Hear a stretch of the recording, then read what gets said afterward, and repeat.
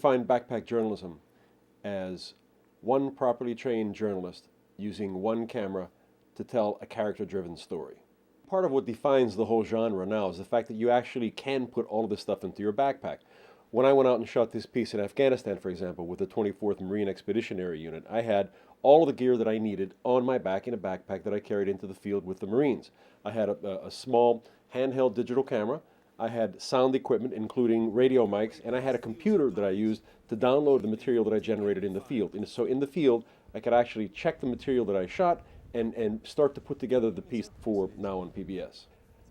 I think you have market forces and economic forces driving the development of backpack journalism because the mainstream outlets simply aren't willing or able to send people out in the field and do the kind of work that they were doing 5 or 10 years ago.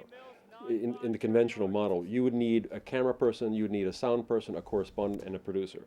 When you go out to the field with the Marines, just moving me around, one person, is a big job for them. I had to wait 3 days and able to get on a pretty large convoy to take me from a main base, a main Marine base, to a forward operating base where I hooked up with this company of Marines. Just to move one person around, that's a big task for them because they don't have a lot of space. To move 4 people around and all the gear that these people would take with them, it's an extraordinary accomplishment, and a lot of times they're just not ready to do that. So this whole model of backpack journalism allows you to do things that the conventional model wouldn't allow you to do. I mean, there are just very few organizations now that are willing to send 4 people to places like Afghanistan.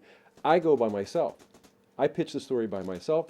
I go to the Marines. I show up with a little backpack with all my gear right on my back. So I'm easier to move around. And the product that comes out of this model, I think, as well, is more effective, is more powerful than the product comes out of the traditional model. But you also have the development of this genre by people who understand that these new tools and the internet allow us the opportunity to create more intimate, more immediate forms of visual communication because I can get closer to, I can get more on a one-to-one basis with these people, not just the Marines, but the other subjects that I covered in the field. I can get closer to them than can 4 people. These small cameras, they're fascinating tools to use because as opposed to the large cameras that I think construct or erect a wall between the practitioner, the backpack journalist, and the subject, these small cameras actually enhance engagement by the subjects because the subjects feel that they have a part in the creative process. So it brings them out.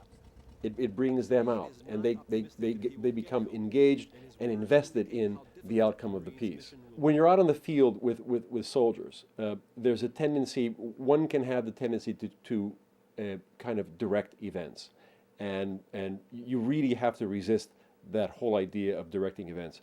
There's a fine line between you participating in what's happening there and you just documenting what's happening there. And it can be uncomfortable sometimes. You have to be able to keep a distance from the story, not to engage too closely with these guys, because they'll start doing things that they think you want to see, and they'll start saying things that they think you want to hear. So the idea is to engage with them to a certain degree, but let them do what they're going to do anyway. It's a real fine balance that you have to keep, because the tendency is always there to get too close to them and affect the story as opposed to just watch the story.